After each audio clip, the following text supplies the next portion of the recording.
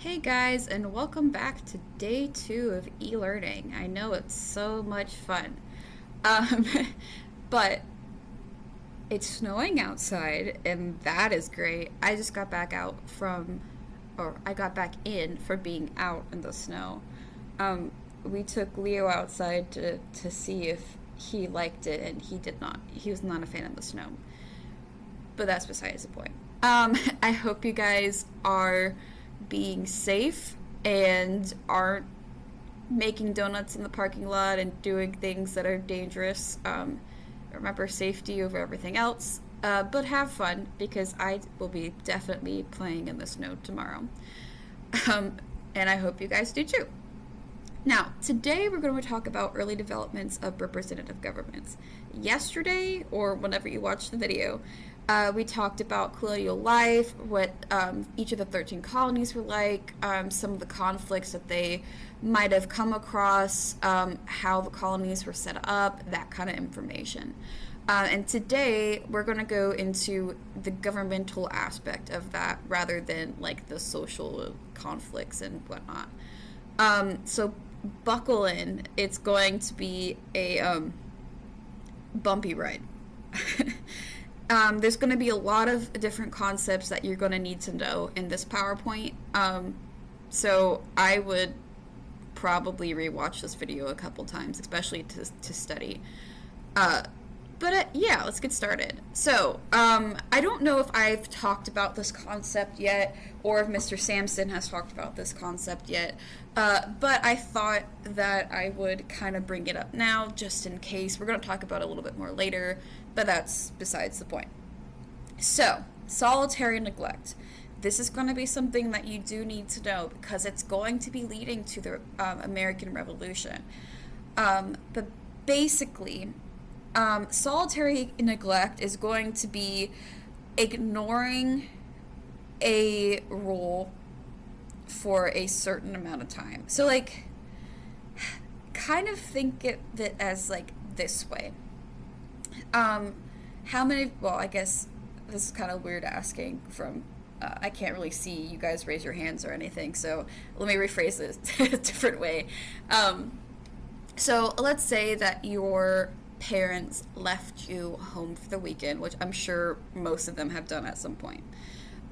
They said, I don't care if you do whatever, just don't die.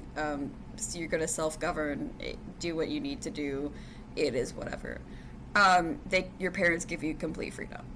Now, some of your parents probably do this. Some of them are like, no, you cannot even imagine your parents giving you the house for the weekend. But nonetheless, that's kind of what Britain was doing to America. We had laws with the whole like mercantilism system. We technically weren't supposed to be trading with any other countries. We had different strict taxes. But Britain was kind of like, well, the colonies are successful, so let me just ignore that because what they're doing is working. And so, again, that's kind of like how your parents let you kind of govern on your own. Now, let's imagine that you throw a party, which I hope none of you have ever done. You are good kids and have never thrown a party before, I'm sure. But let's say you throw a party and there's things you shouldn't have there, which is against school rules, so keep that in mind. And your parents come home early and they find out. Well, most parents would probably be like, your freedom is gone. And that's kind of what England did.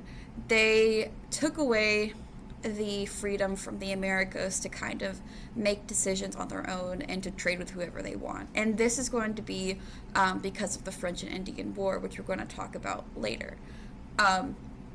Basically, the Native Americans and the colonists kept getting into conflict, and then George Washington almost basically starts a war in North America by attacking the French, and Britain was like, you guys obviously can't handle being in charge of yourselves anymore, so we're going to take over. Just like you guys would be upset if you had complete freedom and then it got taken away, America was is also going to be upset with having complete freedom and getting that taken away. But just to give the information in a different way, so solitary neglect, basically an undocumented British policy of avoiding strict enforcement of parliamentary laws. This policy was meant to keep the American colonies obedient to Great Britain. It's basically, if it ain't broke, don't fix it. As long as things are going well, we'll keep things the way they are and we won't be super controlling. This policy lasted from about 1607 to 1763, so a pretty long time. This was based on the belief that if no restrictions such as taxes were placed on the colonies, they would grow more rapidly, which was the case for the longest time. And ultimately, that massive growth is kind of what caused the problem. I mean, the colonists kept growing and growing and growing and kept encroaching on native lands, and then they eventually encroach upon French lands, and the French and the natives are not very happy about it. As a result of this policy, colonists were shocked and angered when Great Britain began to enforce taxes and restrictions in the year prior to the American Revolution. Ultimately, the getting rid of the policy of solitary neglect is going to be one of the big reasons that we get into the American Revolution. Alright, so this document is way before America was found. But hear me out, we're going to go over it because it is relevant, okay? Don't worry, it is relevant. So, 1215 happened very, very, very, very long ago. But this document, called the Magna Carta, was basically these nobles forced the king to sign because he was abusing his powers, and I'm going to explain that later in the next slide. But this made it so that the king could be forced to follow laws. Everyone had to follow the laws, not just the citizens, not just the peasants, everybody. The king isn't above it either.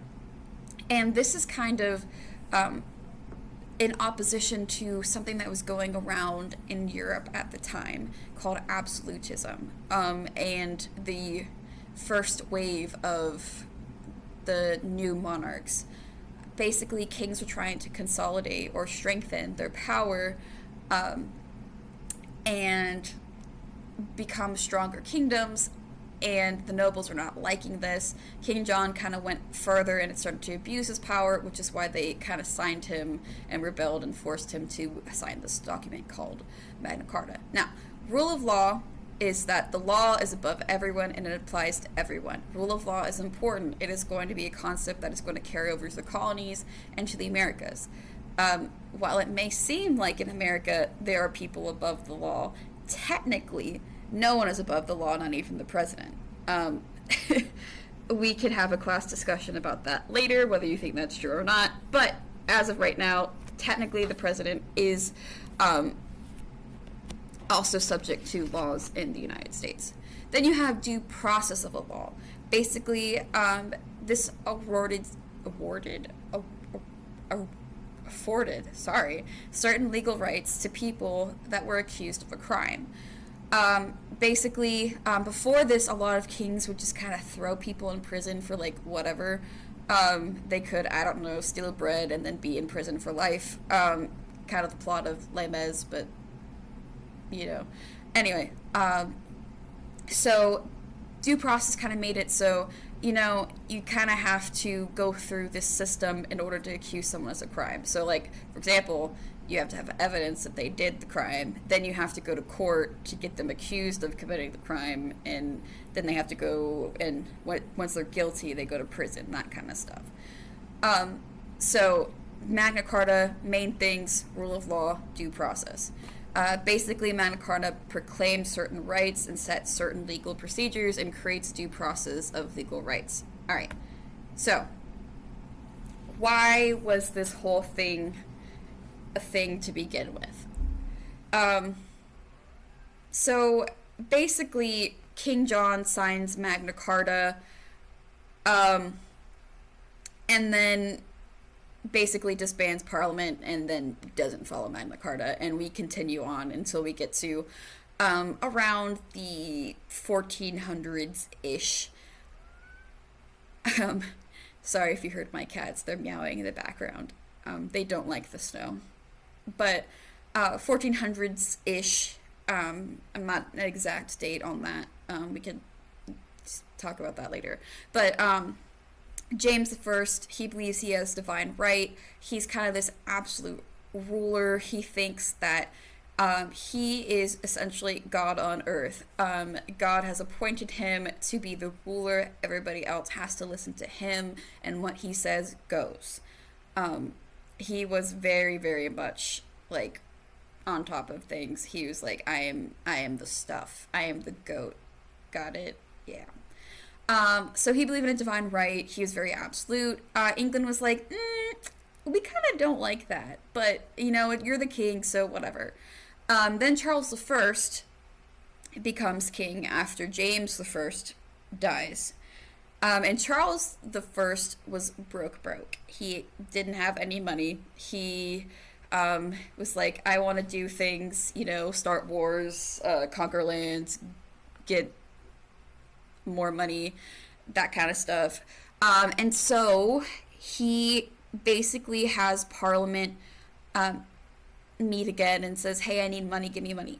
And they're like, we'll give you money, but you have to agree to these laws. So they said, you can't force taxes on people without the approval of Parliament. We have to give consent. You can't just give people taxes. That's a no-no. Leo, stop it. No imprisonment without a cause. You can't just send someone to prison, Charles. You have to let them go through the whole court system. Remember due process? Yeah, I know we're not following that, but you need to start following that. And no quartering. Quartering basically is the king could just send his soldiers to live in your house and eat your food and take your money and have your clothes and for any amount of time, and you couldn't do anything about it because it's the king and the king's army, which is a big deal. Think of it this way. Let's say your uncle, or you have I'm sure you all have family you don't like. I have family I don't like. Everyone has family they don't like, I'm sure. And let's say that all of a sudden, whoever in charge of your household, whether you're your mom or your dad or grandma or grandpa or uncle, I don't know, whoever's in charge of your household says, hey, this family you don't like, they're living with us and we have to give them food, and we're taking your clothes because they need your clothes, and we have to pay for the things that they need because they need them, and we have to give it to them. I'm sure you'd be kind of upset. I would be upset. I would not want to do it. And neither did the people in Britain, and later the colonists. Britain was doing this to the colonists as well after the French and Indian War, and they were upset. Obviously, the soldiers are eating them out of house and home.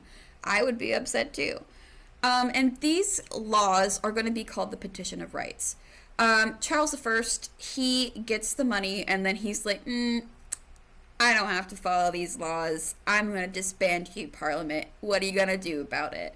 And Parliament was like, well, we'll start a war. And they did. Basically, it's going to be I can't remember what the name of it is. It's like a fancy French name, but it's a fancy French name for people with feathers in their hats. And then you have the Roundheads.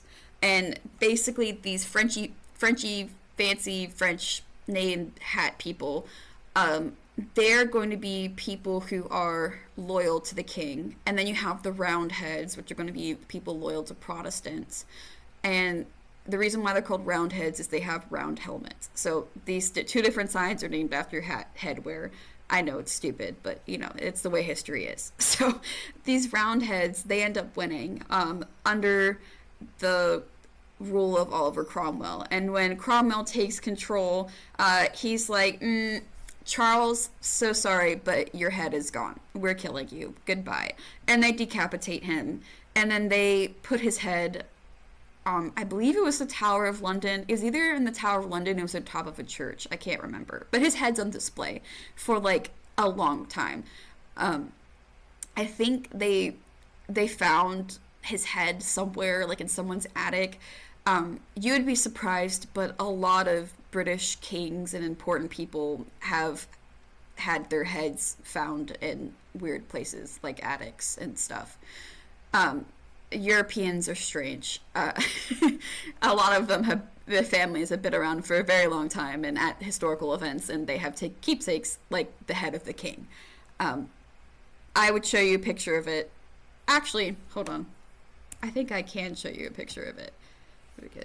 I think it's I'm my brain's all over that. First off, King Charles the First head. Oh, he apparently got killed with one bow, but that's not what I want to see. I want to see his head. There it is. There's his head. Um, there's a death mask of his head. Um, yeah. So there's his head again.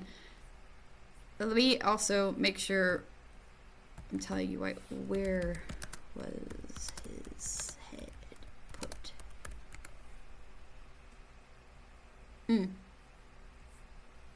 Nope. That wasn't a good Google search. Anyway. uh, there's also enough of that. Sorry. A little bit of a tangent there. Yeah, the Cavaliers. I knew it started with a C, but basically it's a fancy word for feather hat people. It's a French word. Yada yada yada. Anyway, Charles I gets his head cut off. It's displayed somewhere. Can't remember where. We'll talk about it later. Then the Puritans, which were the Roundheads, they're like, okay, king's dead. We're gonna put the guy in charge of us, in charge of the government, and that dude's name was Oliver Cromwell, and he is a stick in the mud. He has a stick far up his butt. He is not a great person. He is like, think Puritans, but like to an extreme. He basically bans Christmas in England, which was a whole big thing. Everyone hated him for that. He got rid of all sorts of fun things like dancing and drinking and holidays and all that kind of stuff. And then he starts like taking away rights of people. He starts to basically treat himself as a king, and all the people in England like, whoa, whoa, whoa, that's not why you were put in charge. You were put in charge to not be a king, and now you're acting like one? That's crazy. You're not going to be here for very long. And then Oliver Cromwell's son is supposed to like inherit his position, and then people were like, yeah, no, we're not doing that. And then they put Charles II back on the throne. Who is related to Charles I. I can't remember if it's a son or like his brother's son. I think it's Charles I's son. Anyway, he agrees to follow Magna Carta and the Petition of Rights in exchange for being king. Then he, does his whole thing. He lives out his life, then he dies, as all kings and all people do. Then James II becomes king, and he liked Catholics, which was a big no-no. No one liked Catholics. Especially in England, and no one liked Catholics in America either. Catholics were Irish. British people don't like Irish people. They actually went to war a lot of times. The Irish potato famine is actually happened because the British don't like Catholics and don't like the Irish, but that's not relevant right now. Anyway, he liked Catholics. The British people were worried that he was going to make England a Catholic nation, and they're like, we can't have this. We got to get rid of him too. Thankfully, James II keeps his head. They just go to war. They basically threaten him, and he's like, I'll step back. I'll step down. It's fine. And then they put William and Mary of Orange on the throne, and they agreed to the English Bill of Rights, which leads me to my next slide. No, it doesn't. Which leads me to my next slide. The English Bill of Rights. But we'll come to that in a second because I want to do this real quick. Alright, we're going to do a little game. Never mind. It doesn't work in this. Sorry.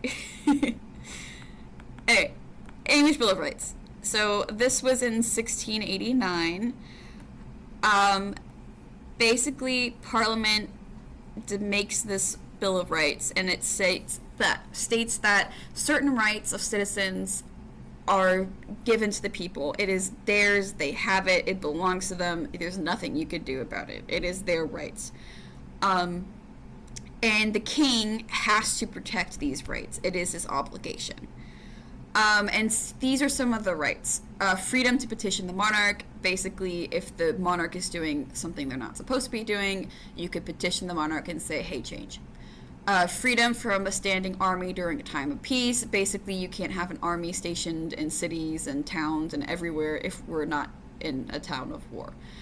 Freedom to bear arms for defense. Basically, people can have weapons in order to defend themselves from each other. Freedom of speech, except it's only for Parliament, not for everybody. Freedom from cruel and unusual punishment. Excessive bail. Cruel and unusual punishment basically means that punishment out is over the top for the crime that was committed. So think life in prison for stealing a piece of bread, or like the electric chair for punching your brother, or something like that. It's like outlandish. Like, I can't believe they're doing to that. That's totally overkill. Yeah, that's cruel and unusual punishment. Or if it's like torture, like I think technically waterboarding is cruel and unusual punishment, but we still do it. But we do it in Cuba, so it's okay. I joke, I jest. Anyway, freedom from fine and forfeiture without a trial. Basically, you can't be put in prison, you can't be fined without a trial happening first. Hopefully these sound familiar. I can't ask you if it sounds familiar and see your response, but hopefully it does. Because a lot of those are actually things that we have in the United States amendments, such as the First Amendment. Congress shall make no law respecting an establishment of religion or prohibiting the free exercise thereof. So you can't stop religion from happening, and you can't like make people worship a certain religion. You cannot take away freedom of speech or of the press, or the right of the people peaceably to assemble and to petition the government for a redress of grievances. Basically, you have the right to tell the government that you don't agree with what they're saying. Those two were in the English Bill of Rights and the United States Bill of Rights as well. Then you have in the Third Amendment, no soldier in time of peace be quartered in any house. You can't be forced to hold a soldier in your house during times of peace without the consent of the owner. You can do it with your consent. Nor in time of war. You can't quarter at all unless you consent to it, but in a manner to be described by law. The Eighth Amendment. Excessive bail should not be required, nor excessive fines imposed, nor cruel and unusual punishment inflicted. So no cruel and unusual punishment, no excessive fines. Essentially, we copied the English Bill of Rights. Yeah, plagiarism. Anyway, then you have the Fundamental Orders of Connecticut, what happened in 1638.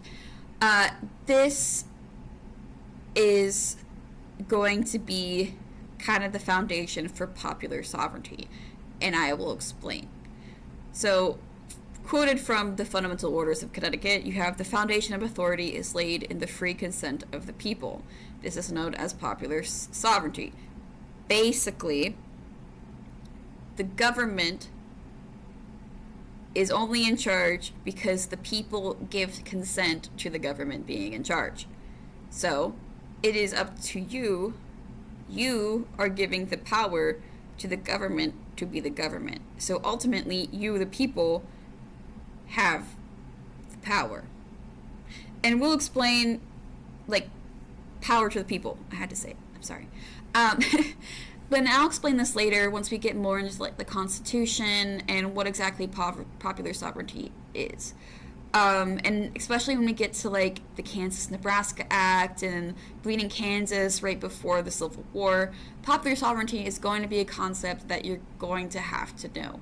Basically, everything in here is something that you're going to have to know. Fortunately or unfortunately, depending on who you are. So, like, think about who is President Trump responsible to? The people. He's responsible to the people. The people elected him in, whether you voted for him or not. Well, none of you voted for him because you're not old enough to vote, but that's besides the point. Whether you voted for President Trump or not, you gave consent to him to be president, so he is in charge. This is one of the first constitutions in the New World, the Fundamental Orders of Connecticut. And allow all men of Connecticut to vote regardless of religion. I should probably put the caveat in there that it was like free men, like all free men had the right to vote regardless of religion. So you have equality in terms of religion, but you know, only certain men could vote. But that's besides the point. You have the House of Burges, which is owned by the Virginia Company. Remember Jamestown, so this is going to be in Virginia. Virginia Company, Virginia. The House of Burges. Basically, only rich property owners were allowed to vote. So, well, you're automatically rich if you're allowed to vote. So the only people who were making laws and were in charge were going to be the wealthy landowners. So we're talking about the South. We're basically like the top 1%, if not less than 1%, is making decisions for like everybody. So these are going to be like the plantation owners, are going to be making decisions for literally everyone else, which is unfair, but that's the way it went. Then you have the New England town hall meetings. This went with popular government. Everyone can participate and vote. Everybody. All can participate. That's great. Fun times. So we have in the colonies, you have the Fundamental Orders of Connecticut, you have the House of Burges, and the New England Town Hall meetings. You do need to know about all three of those. Fundamental Orders and Popular Sovereignty, House of Burges, only wealthy could vote. New England town meetings, everyone can participate in a vote, so universal suffrage. I'm going to go out and say universal male suffrage. I don't think women were voting. Then you have the Mayflower Compact, which we talked about a little bit before in the last lecture. This is the first true form of self-government. It was created to protect the colonists and to bound them together. It basically creates a government with laws and organization. And this was made on the Mayflower before they even got off and started to set up their colony, the Pilgrims. Basically, they're like, hey, we need to have these laws, we need to have these rules, or else we will not survive in the New World. It's very important. And so that's what they do. And it is considered the first true form of self-government in the New World and pretty much the world. Alright, you have mercantilism and the French and Indian War. We're going to get into that. Mercantilism, we've talked about that. You know mercantilism. You might even see this political cartoon. You have the mother country, who is the hoity-toity Queen of England. You have the colonies. They're all giving the raw material, gold, silver, foodstuffs to the queen, who's going to use it. And essentially, remember, she's going to make them into goods and sell it back to the colonies for a higher price. Yeah. Mercantilism. So, eventually all 13 colonies established a representative assembly which had the right to tax, but by the time of the American Revolution, most had a royal governor. Basically, a royal governor is going to be someone who was appointed by the King of England to be in charge of the colony. So even though the colonies had their own form of government, the king kind of had someone there to babysit. Conflict between the governors and the assemblies are going to happen, but because the assemblies had the right to tax, ultimately they're the ones who are going to have the most power, not the governors. So it's like the babysitter, but the babysitter can't do anything. So, Parliament cannot fully control the colonies because of two reasons. One, distance. Two, desire. Distance. There's a big ocean between England and the colonies. and desires. Parliament in the colonies didn't really want to fully control the 13 colonies. Parliament didn't. And this is because the colonies were doing well. They were making money. They were doing everything they needed to do. They were making England money. They were thriving. They were surviving. They're doing great. Yes, Queen. Anyway, after 1720, Parliament practiced solitary neglect, which we've talked about. Hopefully you remember solitary neglect. I talked about it maybe like 20-ish minutes ago. But this conflict called the French and Indian War is going to change this. And the loss of solitary neglect is going to cause the colonies to revolt. Again, solitary neglect is a big deal, a big concept, and you do need to know it. Like a bad ex, Parliament tried to come back to the colonies. Once they're gone, it's like they're gone and they're trying to reestablish what they originally had, and the colonies had moved on. They didn't need Parliament anymore. And so there's obviously going to be some conflict. So, the French and Indian War. I kind of led up to this and talked a little bit about it, but I'm going to go into a little bit more detail, and we're going to actually go into more detail later. Because it's a big deal. So, despite the name, the French and Indian War was not between the French and the Indians. It is between the British and the French. The colonists and the French. So, basically, there's going to be conflict. The Native Americans and the French are going to team up, and they're going to start attacking the colonists. And this is because the colonists are not staying where they're supposed to be staying. They're encroaching upon land that has been claimed by the French. The French are not happy about this. Neither are the Native Americans. And so the colonists are getting wrecked by the French, and they beg England for help. Help arrives, but again, it's not free. War is expensive. You gotta pay the troops. You gotta give them weapons and clothes and train and all that kind of stuff.